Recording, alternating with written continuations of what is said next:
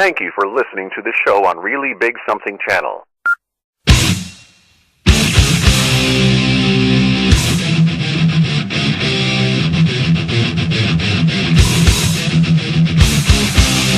Warning: the Savage Nation contains adult language, adult content, psychological nudity. Listener discretion is advised.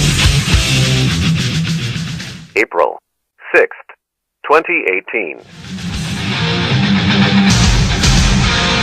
And now, America's most exciting radio talk show, The Savage Nation, home of borders, language, culture.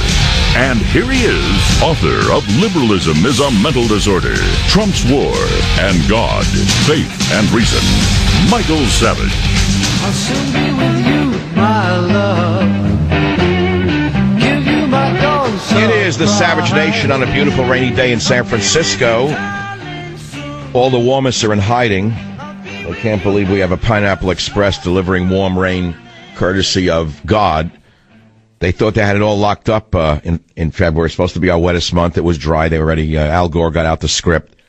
They're ready to have speeches and riots and balloons about global warming. And bang, we got hit in March. Now, here we are in April, another beauty. See, nature has a way of correcting itself. And so our water table's going up, shocking. Oh, yeah. Now they're turning that into global warming. These are idiots. They know nothing. I know everything. In fact, anyone with common sense knows that they're full of it and they're all wrong about almost everything, and they're treasonous. And so now I'm going to give you an example. All the years I would watch Robert De Niro in movies, whether he was in The Godfather, I was enamored of him. I thought he was a great, great actor. And I actually thought that the man was the part he was playing.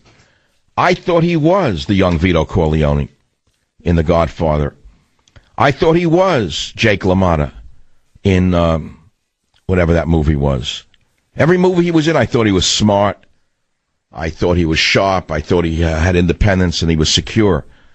Every time I wake up and this guy actually speaks from the real Robert De Niro, I know he's an insecure, empty-headed moron. Then I looked into his background. The man never went past the High School of Performing Art. He is stupid. He's uneducated. He is nothing like the characters he plays. Every day he attacks Donald Trump. Now, you don't have to like Donald Trump to understand that if you have an almost pathological need to open your mouth every day and rip him apart, something's wrong with you, not for him. So he gave a couple of speeches yesterday where he was asked, why don't you at least try to understand what Trump supporters think? And he says, I don't need to know what Trump supporters think. Half the country voted for Donald Trump. Of those who voted, that would include some pretty smart people, but he doesn't care what you think. He knows more than you do. Why? Because he's a rich, powerful actor, and everyone licks his boots. And he thinks that he is the characters he plays. This is the problem with Hollywood. They're so insulated from reality that they think everybody are the sycophants around them, whether it's him, Sean Penn, any of the other commies who have laughed all the way to the Swiss bank. So now here he is. This is the real Robert De Niro, the insecure Schmendrick, in clip 3. Listen to this stupidity. As I said, are trying to do the right thing, whereas that scumbag is just trying to do the wrong thing. I've heard a prominent journalist use scumbag on one of the Sunday shows. I think it's allowed, believe it or not. We're going to have like a street fair with Donald Trump dolls, and all kinds of kids can punch them, hit them with sticks, deflate them, do whatever they want. Mm-hmm. That's very classy, Bob. This is what happens when you spend too much time inhaling the cheese on the end of the pizza instead of eating it. When some of it goes up your nose, apparently a little bit of it gets caught in your brain. So he's just an example of one of many of people who have no education, no background, no knowledge, and they confuse their act with themselves. The only one I still actually respect out of that mob, that little rat pack, is Al Pacino, because I don't know what his politics are. Maybe they're identical to De Niro. He's smart enough to not tell us what he thinks. When I see a Robert De Niro movie now on TV, I'll tell you right now, clicking around, I go right past it. I will not watch it. It's all recorded, Comcast or whatever. I got a whole list of people who I found that hate America. I will not watch them for 1 second. There's a couple, I don't remember the names. I don't carry them around. It would burden me, right? But this guy doesn't stop. So now let's get back to the more important stuff, which is what we're talking about. What were we talking about? Well, yesterday I had a guy on the show. I'm not going to play the whole thing because it would be too long. He called out of nowhere. Do we have that soundbite anywhere that we could play a minute or so people can hear his voice? Richard the Psychic, it's clip 9. Let's play just a minute or two so we can catch people up who were missing class yesterday on the Savage Nation. Would you play that, Clint? It is clip number 9. Fire away on the Savage Nation. 1, 2, 3, 4. 1, 2, 1, 2. Can't find it. This is like ruined. Richard on WABC line 3. Go ahead. What's on your mind? It's a very special call because I am very psychic, and I am a psychic. You are in a transition, Michael, a spiritual transition. I want you to let go of yesterday. Your tomorrow is in search of you right now, and you have no idea. Your spiritual enlightenment is about to happen to you, and it'll manifest in a way which will change your whole dynamic, your whole aura. And it's so obvious, and I think your listeners understand what I'm saying. I kind of understand what you're saying, but if you could articulate a little more, I'd appreciate it. What do you mean by my thing, my whatever? What's changing? You are a spirit who is so enlightened, and you're tortured by the fact that you're also a human being who sees what's going on, and you see what you see tortures you. Your sensitivity is so acute, and you don't. Well, now you're right. I am a tortured soul. I have been since I'm a child. But this is an evolution. You're like a phoenix. You're like the bird that comes out of the ashes. It's time for you to fly, man. You have no idea what's in front. Well, what does it mean? I should become like a religious figure and become a guru? No, you should just let go of yesterday. You only hear my voice, so how do you know that I'm going through such a phase? Don't say that. Don't say that. You wrote that book, God, Faith, and Reason? I don't just hear your voice. I hear your spirit, my friend. And I'm not being new agey about this. Listen, I felt compelled to call you on a spiritual level. I don't call talk shows. I really don't. And quite frankly, I'm giving you a very important message, not only for you, but you're a leader. You know, some people are in search of the light. You are the light. You illuminate things, my friend. You can light up the world now. It's your time. And okay, you know let's pause right there. Let's pause right there. Then said I, Our Lord God, behold, I cannot speak, for I am a child. But the Lord said unto me, Say not, I am a child, for to whomsoever I shall send thee, thou shalt go, and whatsoever I shall command thee, thou shalt speak. Jeremiah 1, 6, 7. That's one of the biblical quotes in God, Faith, and Reason that I selected for you and put into the book. I had a little trick in my book, God, Faith, and Reason. Now, I've carried around an Old Testament in English translation for 40 years. And over the years, I put little Post-its here and there. You know, if I saw a section of the Bible that struck me. And then it became like there was a blizzard of little Post-its in the Bible. And so I selected some of them and put them as full-page inserts into God, Faith, and Reason in order to trick the average buyer into buying my book. They bought so many of my popular books on the New York Times list. After all, they didn't happen by accident. And I don't have the machine behind me. I don't have Ellen, for example. The genius Ellen doesn't have me on her show. She only has people on who say things like trap Trump in an elevator and kill him. You know, smart people who would be president from California. But without her, the book became #1 somehow because of my loyalty, my loyal listeners.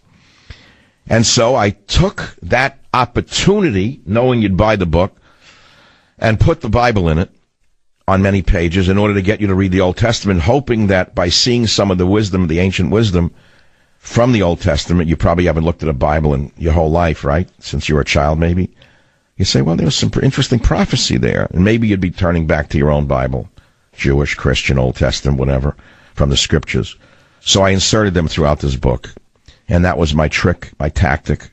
That was one of my insights into bringing you to yourself through the words of wisdom that is called God, God's wisdom. But I want to think about God for a minute in religion, because I know a good portion of you don't believe in God, you don't believe in religion, you tolerate me when I do, but you think either I'm lying to you just to sell the hokum out there, or I don't really believe it, and I'm just selling you a bill of goods, and you're a cynical person. You listen to me because of other reasons, like you like, who knows, the music, the jokes, and you don't actually know whether I believe any of this stuff. Well, I'm not here to sell you whether I do or not. But I understand your skepticism because I am by nature a skeptic. I've been skeptical, unfortunately, since I'm a little boy. I'm a cynic and a skeptic by nature, incidentally. Well, actually, by nature, I'm not a cynic or a skeptic. They're below that level. Below that layer is a very giving, believing soul. Layered on top of the giving soul is the skeptical, cynical soul, which is what keeps me going in the world in which we live, the dimensions in which we live. I think you need to be cynical and skeptical to get through a day. You can't believe people. You have to doubt people. I'm not one of those who say, oh, you listen to the other man, believe him. I can't. I don't take people on face value. Everyone's out for themselves. It's what makes Sammy run, and myself included. But at a certain point, you have to live with what's below that level. And below that level, there's the you. In the case of Robert De Niro, unfortunately, you see that below that level is a hateful, insecure man. He is not the characters he plays in the movies. Below the level of me, I believe there's a giving soul. Actually, a kind soul. And a different kind of soul than you may accept is on the radio. But where does that leave you with regard to your cynicism about religion? Is it just a gigantic hysteria that started with some ancient Jews who were deficient in the B vitamins in the desert? That if only they had B vitamin pills, they wouldn't have seen a burning bush? They wouldn't have this vision of a God that doesn't exist? Is that what you actually believe? That it was a deficiency of B3 that created the whole vision of God? That all of this religious stuff, 3 major religions, are based upon old olive growers who are just low on B in the desert, and that if they didn't have that vision, if only they had eaten some foods rich in B vitamins, they wouldn't have had this Meshuggah vision of a God. And there'd be no Judaism, which of course then there'd be no Christianity, then there'd be no Islam.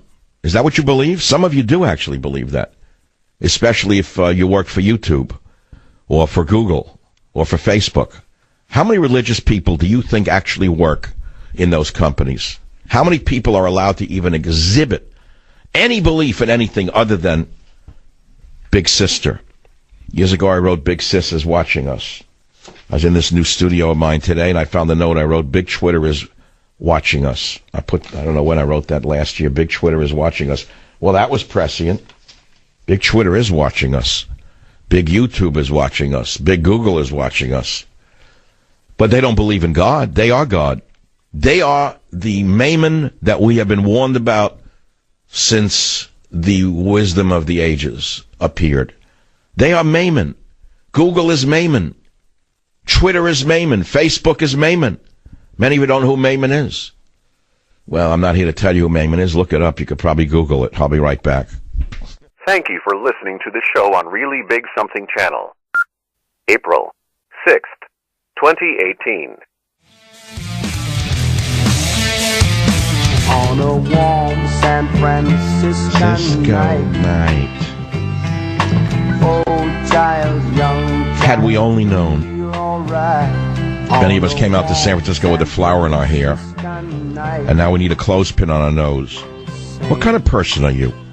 Are you moody, quiet? You like to be alone? You think to yourself?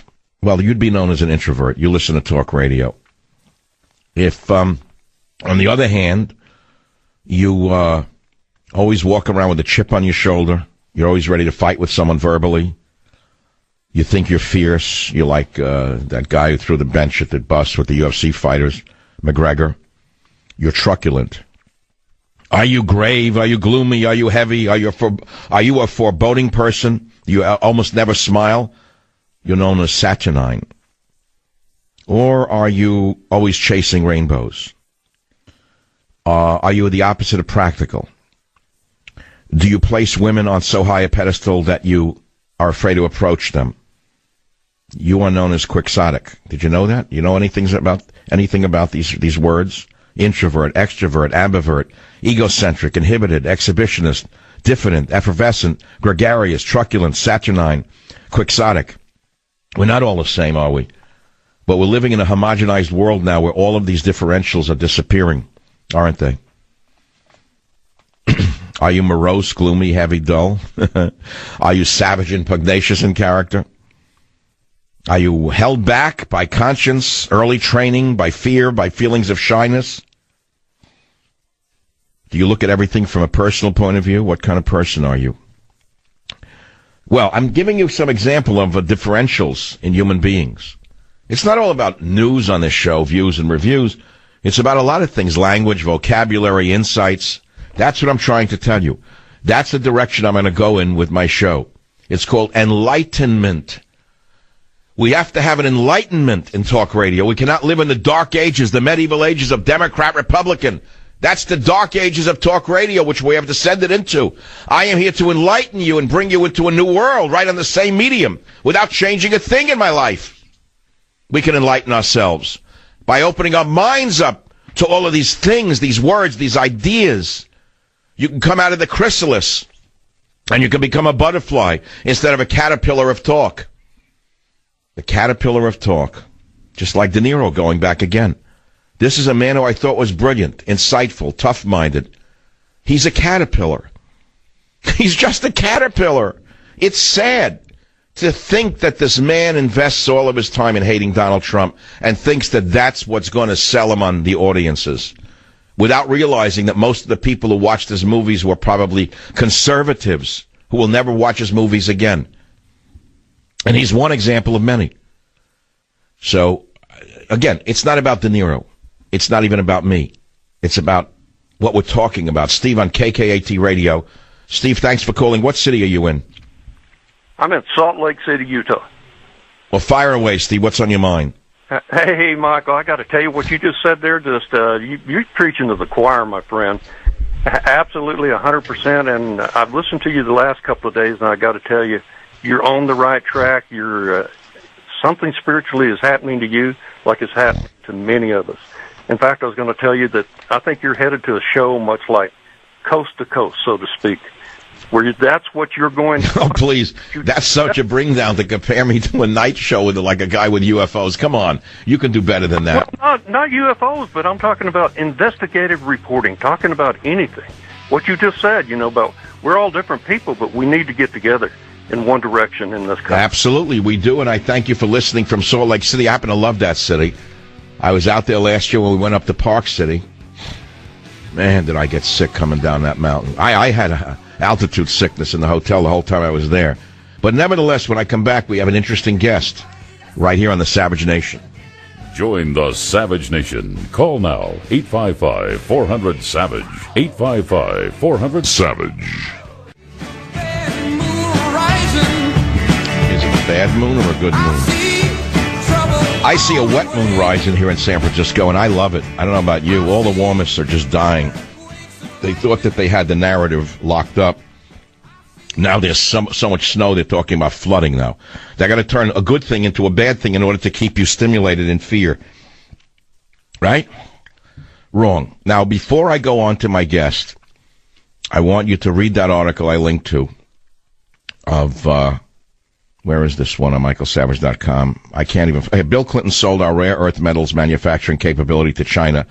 Now they have us over a barrel. It's an important story. It shows you how biased the government is, where they try to crucify Donald Trump on an alleged incident, which is not real, as opposed to looking into what the Clintons did, which is not alleged, but real. That's all. There's a very telling picture on michaelsavage.com, many of them today. There's Bernie Sanders with his head bowed talking to the street rat, Al Sharpton, begging Al Sharpton to back him. It's sickening. Then there's a story of a family whose son was scarred by bed bugs who won $1.6 million. I don't know whether they're legal or illegal. They won $1.6 million in this corrupt system. You talk about corruption. What we need is, well, I can't go here. It's a family show. Okay, my guest is here, Vernon Mahabal. Vernon's a palmist. He reads palms. He has a new book out. I consider him a friend of mine. He's been very accurate with me, and I want you to listen to him for a minute. Vernon on line 10, welcome to the... It says you're on line 10, but the light's not on. I'm going to take a shot. Vernon, are you there? Hi, Dr. Savage. I'm here. Vernon, first of all, what's the name of your new book? Talk to the Hand. Okay, Talk to the Hand. I told you to call it The Hand Talks, but okay. Vernon, you've read my horoscope for years. You've been pretty accurate in times. Just tell the audience if you agree or disagree with the call yesterday in any regard. What I heard on air, absolutely I do. Yes, definitely. Well, what do you envision, having seen my palm? And I've asked you to look at my palm and other palm, the palms of others in politics and the media. Tell me what you see. Okay, I'm going to tell you what's happening right now. This year and a half you've been going through is a very emotional year. You're doing what you're doing, but this last year and a half has been somewhat emotional. Your emotions right now are in flux. Everything you're going through deeply is an emotional kind of mutability. So you're going through this emotional transition, Michael, and it ends in October this year. And that's why, as per your show yesterday, you're feeling a bit stagnant, a bit stuck, a bit bored, a bit unsettled. But you know, when you hit 2019, you're going to go into a major Venus period. You're in a Mars period right now. And I agree with that psychic because I think he's seeing what I'm seeing, which is that you're going to feel so much more peaceful inside. That warrior spirit that you have, that fighter is going to be there, Michael. But you're going to you're actually in this lifetime now. You're going to experience a genuine peace inside, an inner calm like never before. So that, like I say, Michael, that fighter side, that passionate side that you have will come out. But right now, your emotions are going through this flux and this mutability, and you're going through a spiritual experience. You're going through this deep metaphysical spiritual experience. And I do see that in 2019, Michael, your shows are going to be more philosophical, like you are doing now. This is the transition. This is the flux. And when you start doing these shows more philosophically, less politically, you're going to say, to hell with the consequences, and guess what? Your audience is going to be 100% behind you. So well, I've been offered a television show. No one knows it. I won't say where or how. But I don't want to do politics, so I'm very hesitant to do a television show based on politics. I really want to move into the other dimensions, which is what we're talking about, and I may or may not do it. I think I will. And it will be Los Angeles-based, where I have a home, and I'll be down there much more often, Vernon, so we'll see each other. Again, in your book, can a person pick up your book, The Hand Talks, and do self-analysis, so to speak? Absolutely. In my book, you can actually look at your own hand or somebody else's hand, and it's kind of like a personality. It's like a personality profiler. Vernon, when I first met you, I knew by your name you had Indian, sort of East Indian heritage, but I was surprised to learn that you're part Sicilian. Is that correct? Yeah, my mom's Italian and my father's East Indian, absolutely. And it was interesting to me because I didn't know by your voice or your accent that you actually had grown up in New York. I trusted you much more when I knew you were from Little Italy. Once I heard you're from Little Italy, I trusted you more. You know, I have met Italian people throughout my life, mainly Sicilian people, amongst whom there seems to be not a large, but a significantly interesting number of people who have this spiritual dimension to them outside of the Christian religion. You know, Michael, I lived in England for a couple of years, and the Anglican Church, their brand of Christianity, is 100% into the metaphysical sciences. And there's a legend that I learned over there, and it's very telling. They don't really understand it in the United States, but these three wise men that the Bible talks about, they were actually wise because they were astrologers. The word wizener means astrologer in Greek. So these three wise men, they were astrologers, and that's how they knew Jesus, a great person, would be born, where he would be born, what he would do. So astrology and palmistry is all throughout the Bible. It's just misread. You know, I started the show by talking about famous presidents that consulted psychics. George Washington, Abraham Lincoln. Lincoln, for example. Reagan and his wife Nancy were strong believers in psychic readings. Many of the adherents of Reagan don't even believe that. They don't even understand it. But many of his decisions, Reagan's, were made. It said that every major decision to move was first consulted in advance with a woman in San Francisco named Joan Quigley. So I'm not alone in also reaching out from beside God to consult psychics for some, let us say, not guidance, but insights. Let's put it to you that way.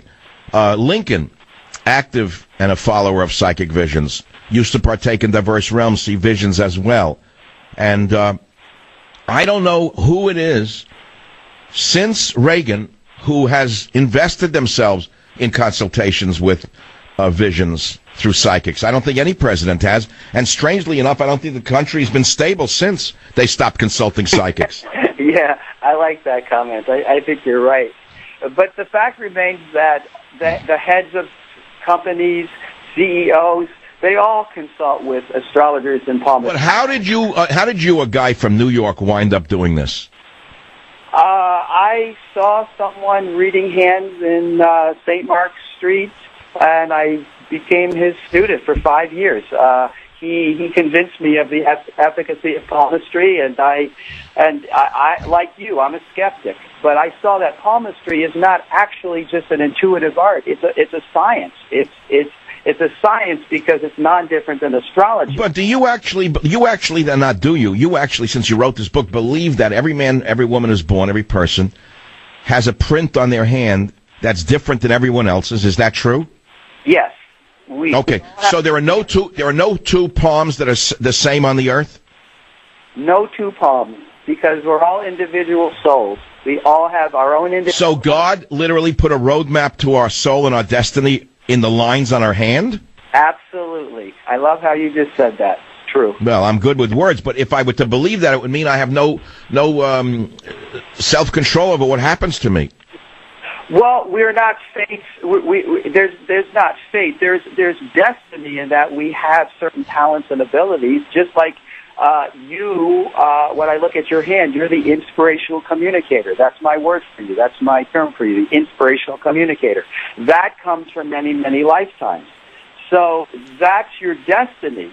But at the same time, you could have chosen not to do it. So we're not fated, Michael, but we do have talents and abilities coming from a previous life.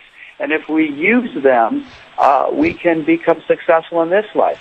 So well, you also told me about others in my life, who of course will remain unnamed, and you said to me that going into 2018, I'm going into a double Mars period, and I should absolutely not talk to anyone who does not support me, reaffirm me in any way. If they put me down or they don't support me, stay away from them. Isn't that what you said? Yes, Michael, let me tell you something. The media is afraid of you. They're intimidated by you. They know your power. And you don't need them. That's why they don't work with you. That's why they don't extend their arm out to you, because they are afraid of you, because they know your power. Well, I don't know that that's the fact. I think that there are just jealous people who are competing with me who don't want me anywhere or near their network for fear that I'll outshine them. I think that's what you're saying. That's exactly what I'm saying. But you have your own network. And people... Well, I have my own audience, right? I have the radio show, which is fabulous. Obviously, they buy the books that I write, and they're bestsellers one after the other. So at the end of the day, God gave me all the tools I need to continue.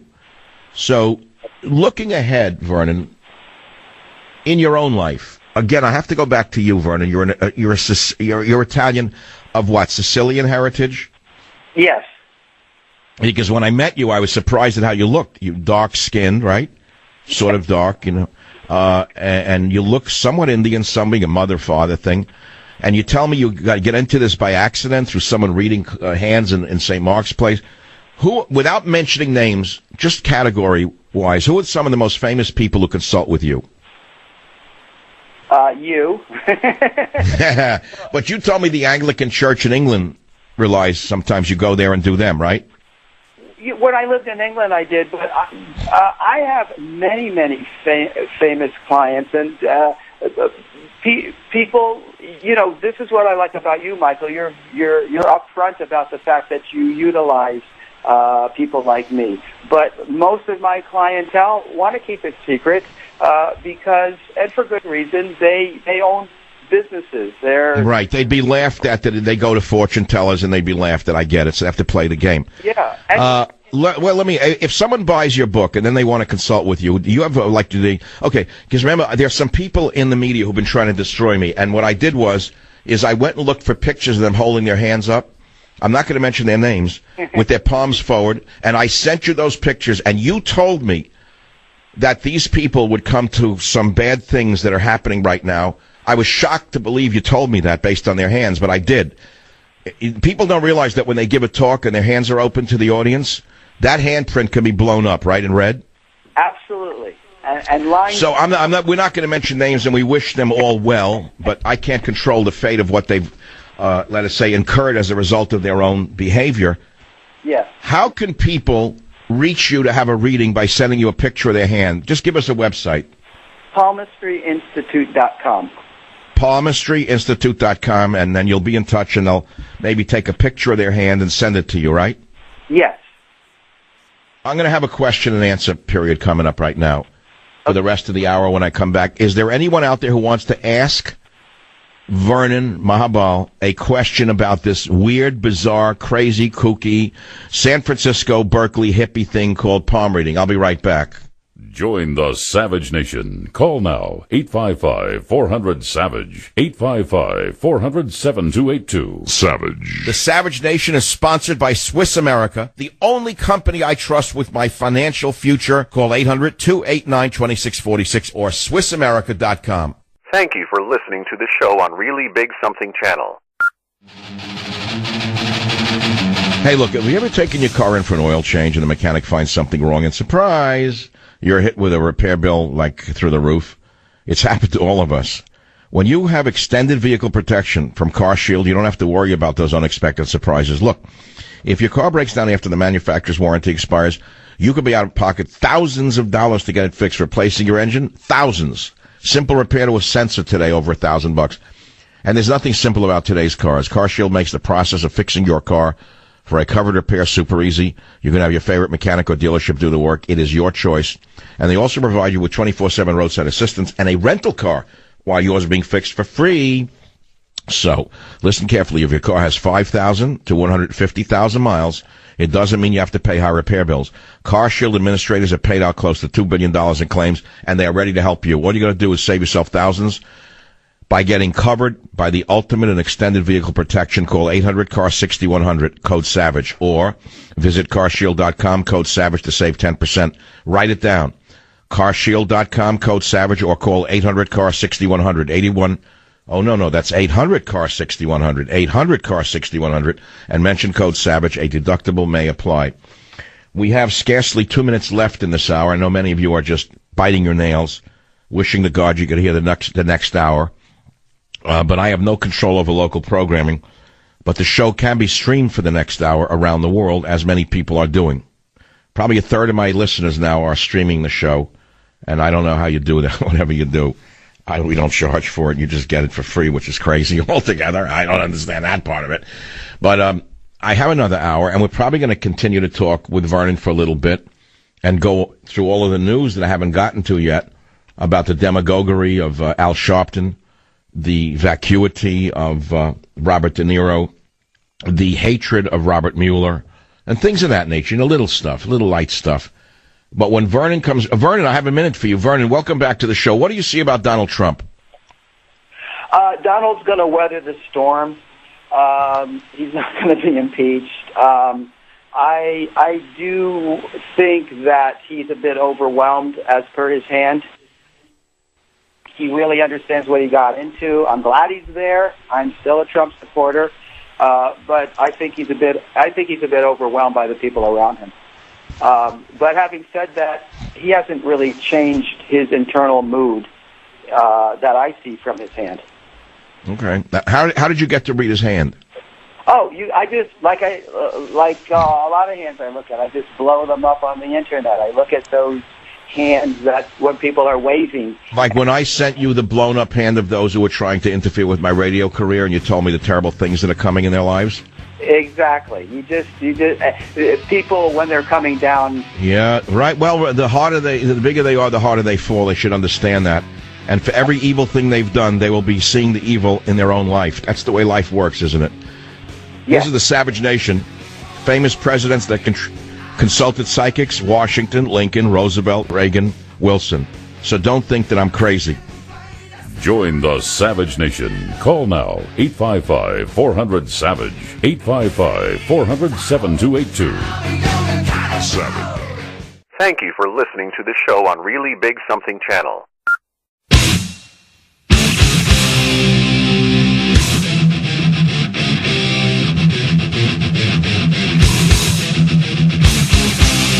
Warning: the Savage Nation contains adult language, adult content, psychological nudity. Listener discretion is advised.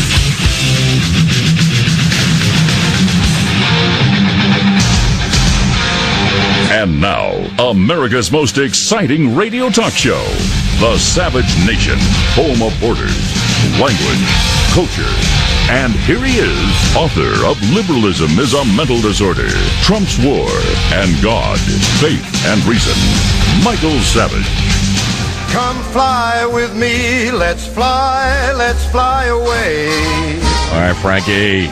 If you can use some exotic booze, there's a bar in far Bombay. Who doesn't love Frank Sinatra? Fly with me. Even people who work for YouTube must know who he is. Like drones, you see them? They're sad. I mean, they're shooting. No one's supporting it. They had a creep get up there from communications. He was like a stereotype out of a, what's that cartoon I love so much? South Park. We are all a family here at YouTube, and we are all hurting today. Mustache, wimpy, typical San Francisco of the new generation. Unbelievable. But how does the world survive this bland male thing? I don't know. I don't have an answer to that. I have an answer only for my own life, not yours, so don't bother me. I can't help you. I once knew a guy who used to say to me, I'm not interested in your affairs. He was a mean SOB. He had that line for everyone. Sir, I'm not interested in your affairs. Which actually applies, when you think about it, if someone bothers you with their lives. You start, like, hocking you a chinik. What if you get in an Uber car and a guy tells you he comes from Kazakhstan? You know, I have a thing with cars when I get in them. I'm working right now. Please, let's have a conversation and take down that thing that stinks, throw it out the window. You know how many Ubers I've gotten in and out of it? I paid, like, the cancellation fee? What is this with third worlders and the perfume things that hang off that give you like a heart attack from the smell? Throw it out, man. We don't do that in America. They're toxic. You see, if the molecules reach your nostrils, it means that they're going to your brain and poisoning us. Anyway, here we are. Michael Savage, an immigrant son who's returning to Ellis Island on a daily basis here on the Savage Nation. And we are talking about a number of things. And my guest is still with me. You should have put the name of his book up. I don't want to get it wrong. It's Vernon Mahabal. And the book is, what? The Hand Talks? Talk to the Hand. I said call it The Hand Talks, or Talk to the Hand. To me, the hand talks to me. Like when I did something wrong, my father's hand really talked to me. I got to tell you that. No, he wasn't a hitter. He was a mind screwer. That's the way he did that one. The yelling. You know, the worst thing you can do to a child is not hit them. You know what the worst thing is? Freeze them out and don't talk to them. You want to really break a kid's mind?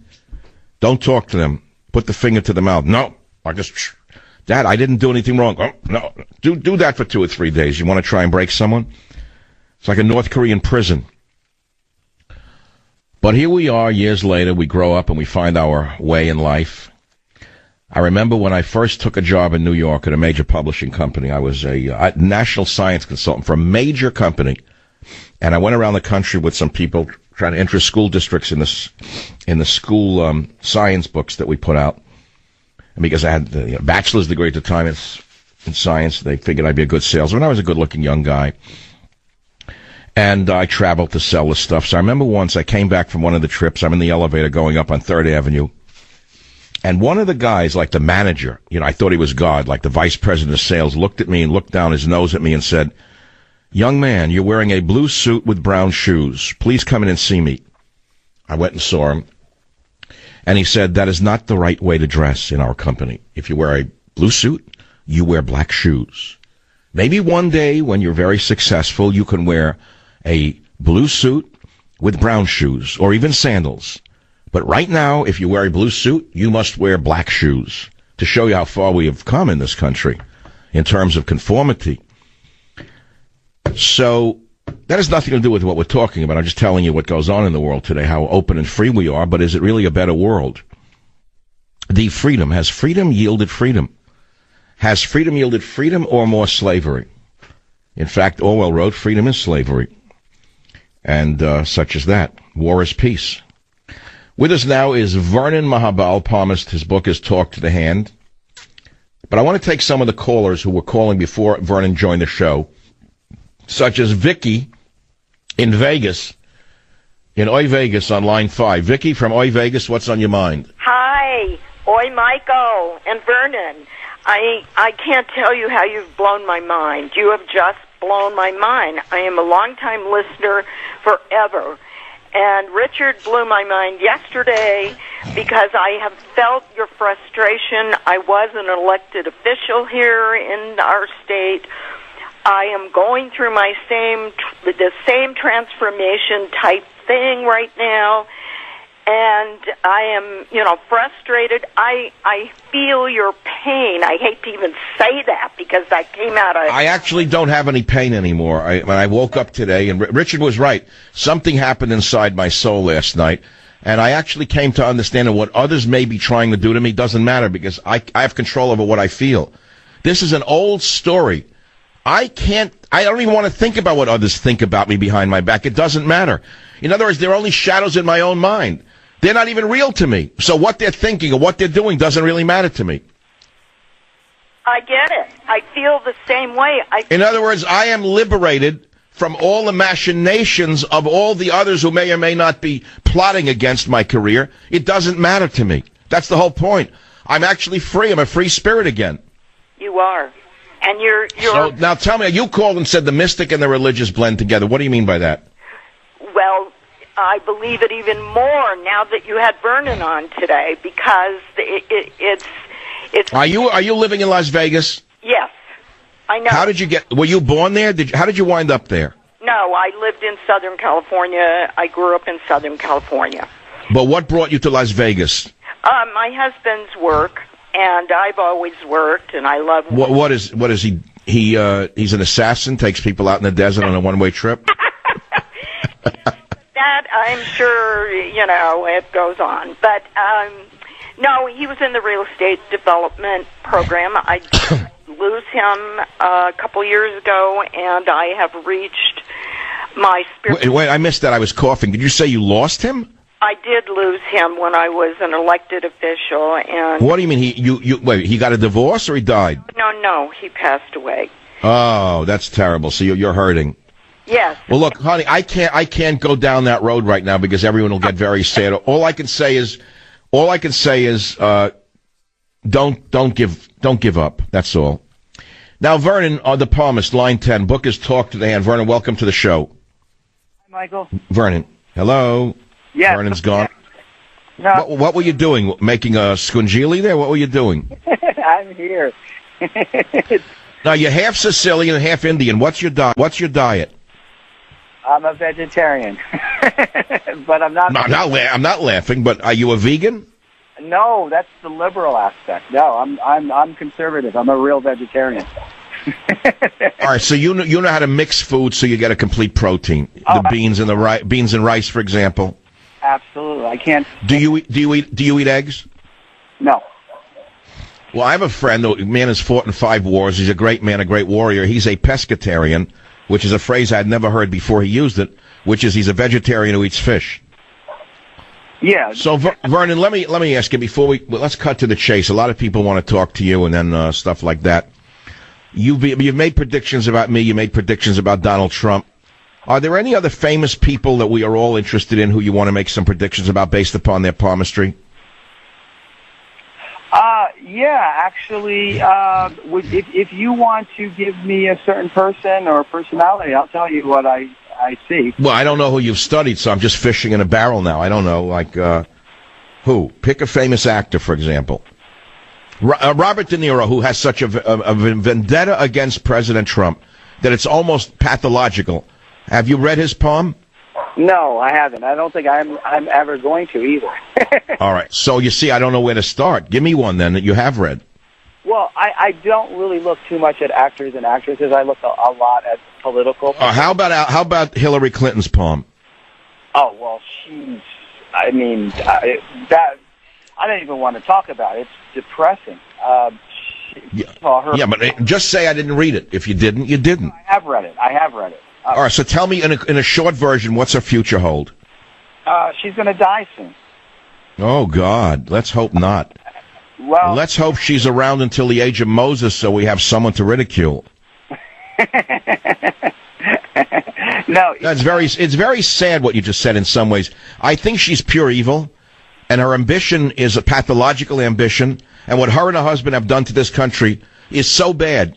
I was talking about selling off not the uranium mines, but we didn't even know about the precious metals, the precious metals that they sold off, from which we need all the computer parts, the chips, that she allowed to sell to China. This is pure evil.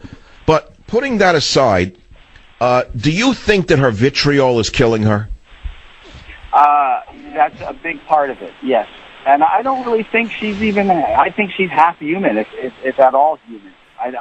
She has no emotion. If you look at her hand, if the palm looks at this woman's hand, you'll see that actually she has no emotion. There's no feeling there. What is she, like a cyborg, a lizard, a UFO creature? What is she? Yeah, she's what the Vedic people call the Rakshasas. She's what the Europeans call the reptilians. She's a blue blood. She's a total blue blood. A reptilian? What is a reptilian human? Tell me what that is. I never heard of it. They're what's commonly called the blue bloods. They are a race of human beings, but they don't have the normal human compassion and empathy and warmth that the average human being. God, that's creepy. It sounds like half the family I left in New York. No, that's not true. They're all very warm people. But how do they get born? How does a reptilian person come about? It's their bloodline. There's 5% of them on the planet. 95%. Oh, wait. Come on, Vernon. You mean they're not human? Well, no, they're in human bodies. They just don't really have much compassion or warmth. They're human. All right. So, in other words, let's say in the old days in New York, someone would have said she's cold-blooded. Is that more or less it? Exactly. Yeah. But they're not. Their DNA is still human, isn't it? There's no reptile DNA in the body. Yeah. Well, no, it's not. It's not that type of a reptile. Reptile. I'm using the term reptile because a lot of people. It's mostly the fact that they're not really. They don't really have the average. All right. Now I'm going to be very, very personal. Now you have met me. You've listened to me on the radio. You hear my voice. You're on the show now.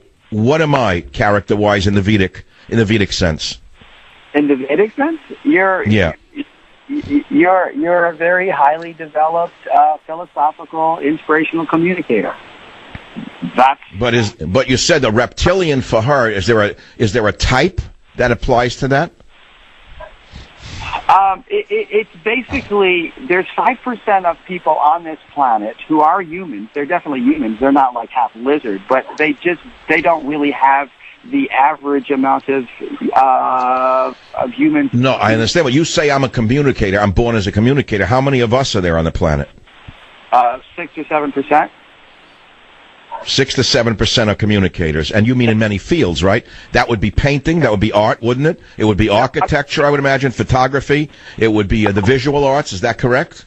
No, I'm talking about people who can speak like you, who are communicators, who are effective communicators like you. 6 to 7% of my old research is that there is about 6 or 7% of people on this planet who are just fantastic at communicating and writing, and you're in that. All right. Well, that's pretty amazing. We'll have time when I come back for one question for Mr. Vernon, and his book is. You took down the name of the book again. You got to leave it up, Clint. I don't want to get it wrong. Where? I can't even see it. Where? I don't see it. Where's my glasses here? Hold on a minute. This is such a real show that when where is it? Oh, book, Talk to the Hand. You see, that's a way of setting you up, everyone listening, to make you think about what I'm about to say. I make believe I can't see it. No, I couldn't see it for a minute. Vernon Mahabal, friend of mine, Palmer's book is Talk to the Hand. Back in a minute. Join the Savage Nation. Call now, 855-400-SAVAGE, 855-400-7282. Savage. The Savage Nation is sponsored by Swiss America, the only company I trust with my financial future. Call 800-289-2646 or SwissAmerica.com. Thank you for listening to the show on Really Big Something Channel. It's getting near dawn. It's Friday, for God's sakes. Lighten up. It's Friday, so what? I'll be back on Monday with God's will and your listenership. Don't worry, the world's not coming to an end. There is a video that I dreamed about this morning that I found. I had the guys look it up. It's actually on YouTube. I put it up. It's called Savage Comes Full Circle, An Immigrant Son Returns to Ellis Island. I was going to play the sound for it. I'll do it on Monday if we don't have anything else that's better, because it's a great little speech. I have a glass of vodka in my hand. The suit looks good. Tie is okay. I would have redone a tie today, but it's me extemporaneous. That's all. And I'm not an actor. I'm not reading a script. I'm just telling you a story, what it's like, that my grandfather came here with nothing. And here I am, you know, on this big boat that my son owned. And I'm reflecting on how one family, it's almost like America, America by Elia Kazan when you think about it. This country is still the greatest country on the planet. There is not another country on the planet, even to this day, to this very day, that you could go to. And if you have anything in you, can make of yourself whatever you want. I don't know of another country where that is possible, like this one. And when I see these bitter people who run my country down, I become infuriated. But as the man said to me yesterday, don't make it personal. You can't change their attitude. You can only do what you do. And I'm going to stay on the positive. It reminds me of something I learned when I was studying flying, spiritually flying, that is that you have to keep your nose up, because it's called attitude. If you let that nose of that plane dip, that plane will crash. Do you know why you have to keep the nose up in a plane? Why? So you get some wind underneath the nose. You put that nose down, the wind's going to drive the plane into the ground.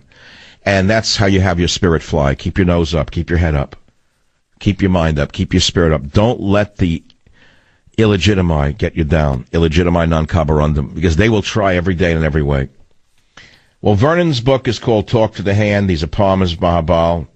I hope you go out and check it out. And we've talked about a lot of things, and we're going to continue to do so on the Savage Nation. Don't get me wrong. But I haven't gotten to some of the things I want to get to, which I hope to get to in the next 30 minutes on the show. And again, you can always visit me at michaelsavage.com. Or, since Big Twitter is watching all of us, you can follow me on Twitter, where I like to go. It's pretty quick right now. Do you believe in God? Are you religious and also believe in other spiritual sources for wisdom? Do you believe in this palmistry stuff? Do you believe in horoscopes? Do you believe in psychics? Well, don't be shocked to find out that Washington, Lincoln, Roosevelt, Reagan, and Wilson did. No matter what the ignoramuses may tell you, it is true. Join the Savage Nation. Call now, 855-400-SAVAGE, 855-400-7282.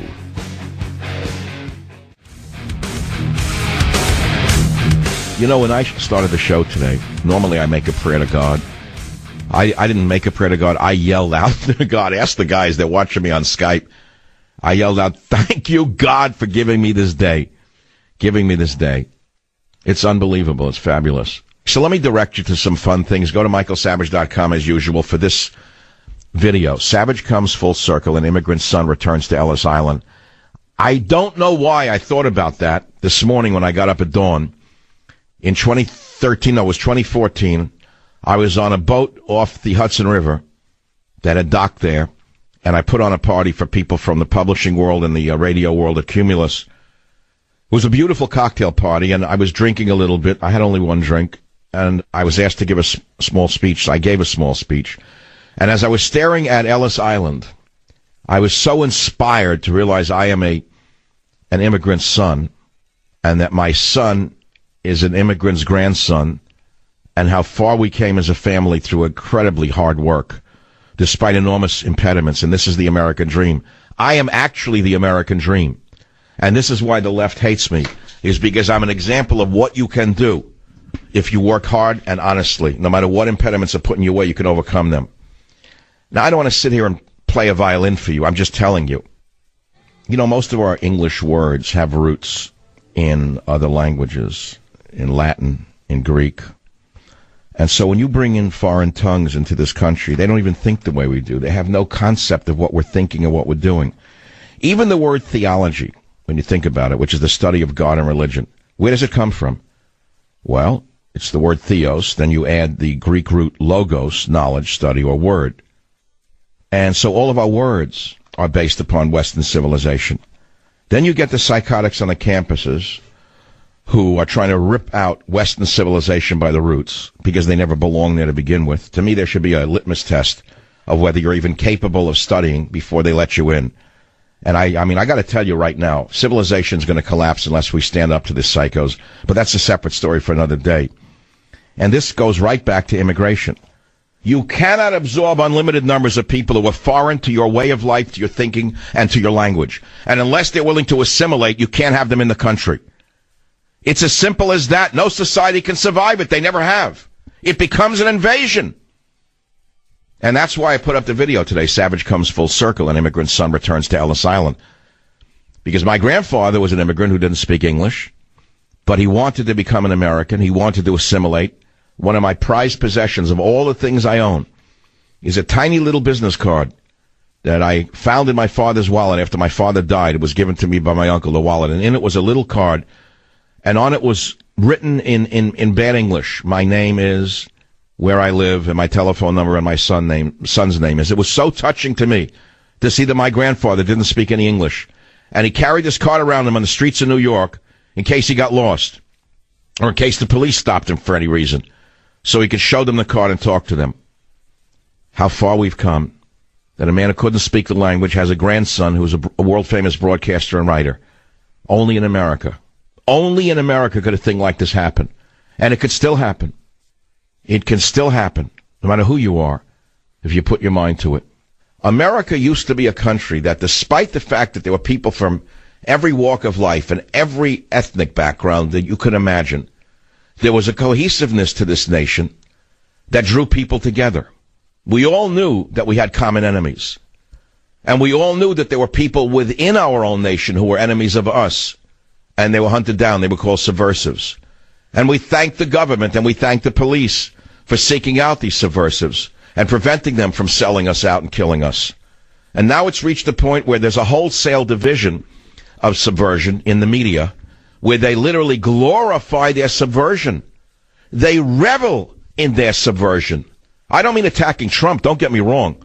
You can disagree with him, you cannot like him. I'm not talking about that. I'm talking about a Jeff Zucker, to me a straight-out subversive. Any man who spends all of his days bringing down the presidency based on nothing but hatred and ratings is a subversive by any definition. Especially when there were true subversives and are true subversives, and I will give you a distinct example if you want me to float like a butterfly and sting like a bee. I'll give you a sting job right now. There was an article I saw this morning on Drudge, which I linked on my Twitter, because I actually read some of these articles, and it says, magazine says, China can win in one move if we get into this trade war with them. And it was written by Jeff Spross in The Week. But the message is actually different than China can win in one move. It was about how we could win in one move.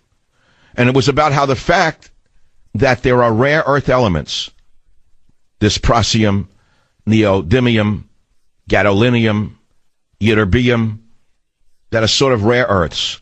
They play crucial roles in smartphones, electric car motors, hard drives, wind turbines, military radar, smart bombs, laser guidance, and more. And they're difficult to mine and process. And we're dependent almost entirely upon China for them.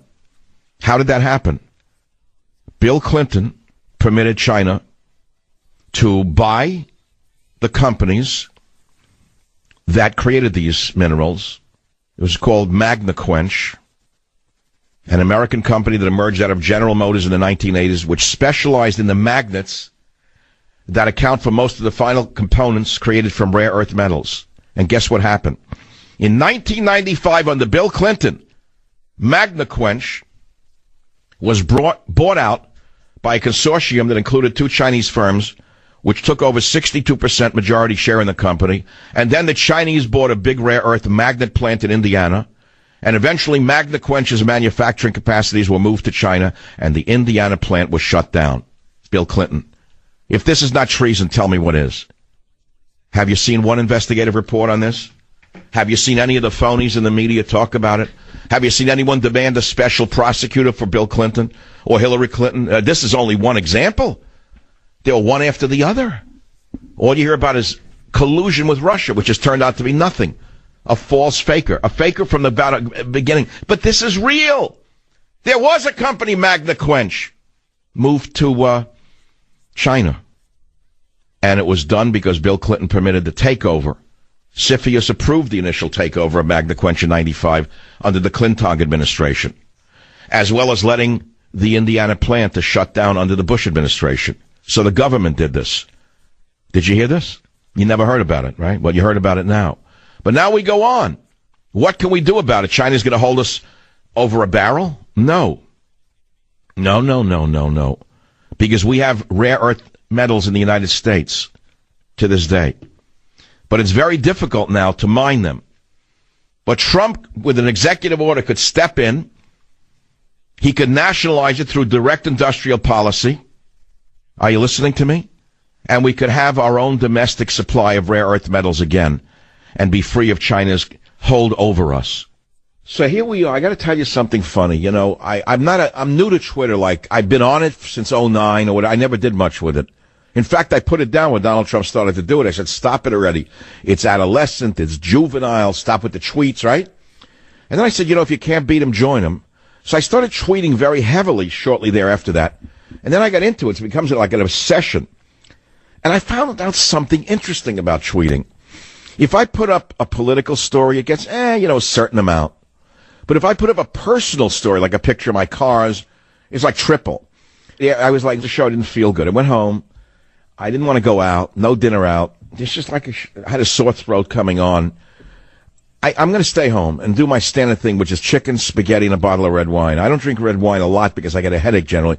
But when I don't feel good and I got a sore throat, it guaranteed I spray my throat with a certain herbal thing, dose up with megagrams of vitamin C, take a lot of vitamin A, and then I drink some red wine and I cook. So I cook a dish, I put it up on Twitter, and I'm getting hit by all these Italians. They say, ugh, how could you do that?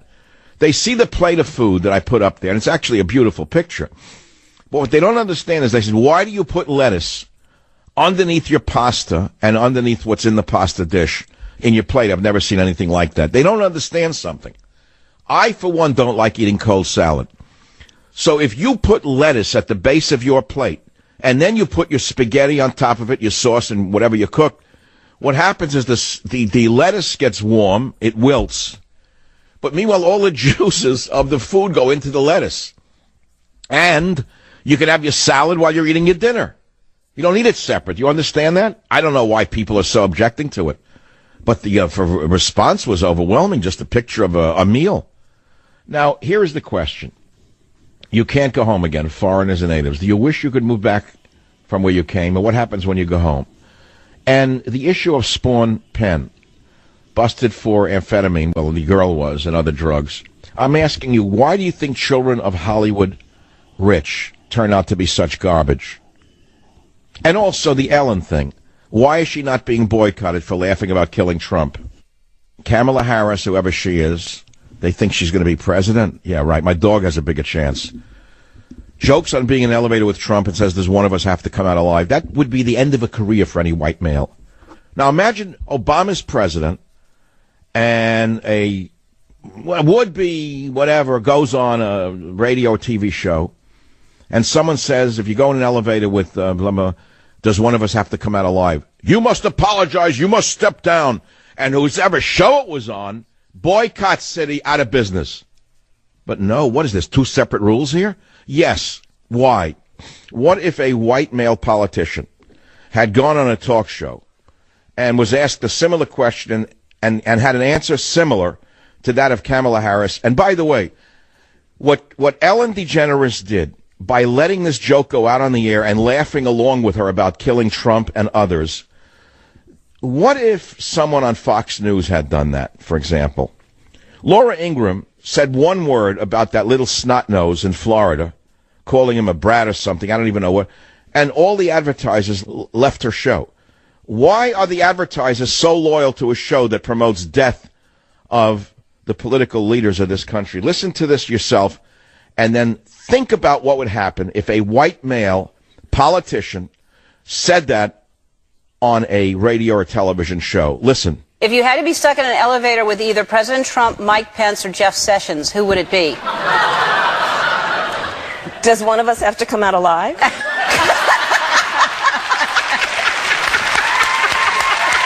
That's funny. That's funny. That's funny. You should boycott that show. That's all. Now, this is a state that produces one corrupt politician after another. One nonentity after another is produced in this state. And now they produced another one called Kamala Harris. She has no background whatsoever, nothing to distinguish her, other than she's part of the machine, the California machine. Be right back. Join the Savage Nation. Call now, 855-400-SAVAGE, 855-400-7282. Savage. Thank you for listening to the show on Really Big Something Channel.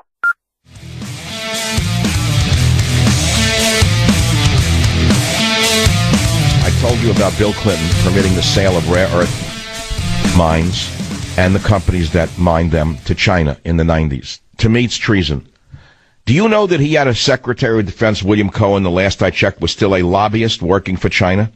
Did you know the last I checked, Madeleine Albright, that big mouth brisket maker, is also a lobbyist for China, the last I checked? Do you know how many government officials under Clinton were actually secret agents of China? You don't, do you? Because you've been busy looking at Donald Trump. This issue of rare earth deposits.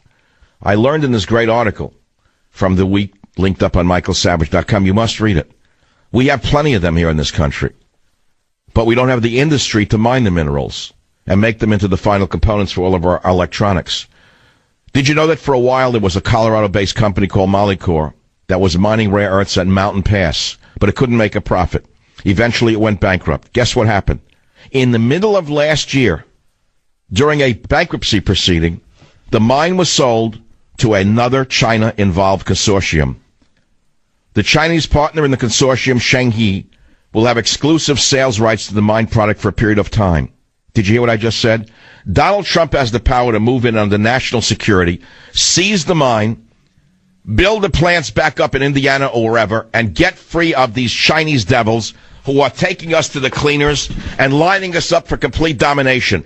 Make no mistake about it, they have been at war with us for a long time. Well, right now they only have one aircraft carrier. The last I checked, we had 8. Strike while the iron is hot, or we'll be struck while we're cold. What kind of person are you? Are you moody, quiet? You like to be alone? You think to yourself? Well, you'd be known as an introvert. You listen to talk radio. If, on the other hand, you always walk around with a chip on your shoulder, you're always ready to fight with someone verbally, you think you're fierce, you're like that guy who threw the bench at the bus with the UFC fighters, McGregor, you're truculent. Are you grave? Are you gloomy? Are you heavy? Are you a foreboding person? You almost never smile? You're known as saturnine. Or are you always chasing rainbows? Are you the opposite of practical? Do you place women on so high a pedestal that you are afraid to approach them? You are known as quixotic. Did you know that? You know anything about these words? Introvert, extrovert, ambivert, egocentric, inhibited, exhibitionist, diffident, effervescent, gregarious, truculent, saturnine, quixotic. We're not all the same, are we? But we're living in a homogenized world now where all of these differentials are disappearing, aren't they? Are you morose, gloomy, heavy, dull? Are you savage and pugnacious in character? Are you held back by conscience, early training, by fear, by feelings of shyness? Do you look at everything from a personal point of view? What kind of person are you? Well, I'm giving you some example of differentials in human beings. It's not all about news on this show, views and reviews. It's about a lot of things, language, vocabulary, insights. That's what I'm trying to tell you. That's the direction I'm going to go in with my show.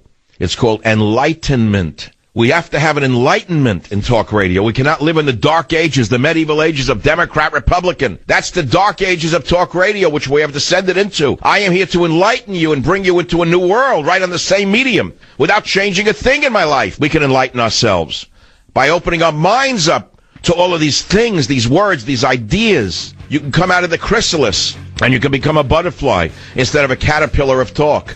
The caterpillar of talk, just like De Niro going back again. This is a man who I thought was brilliant, insightful, tough-minded. He's a caterpillar. He's just a caterpillar.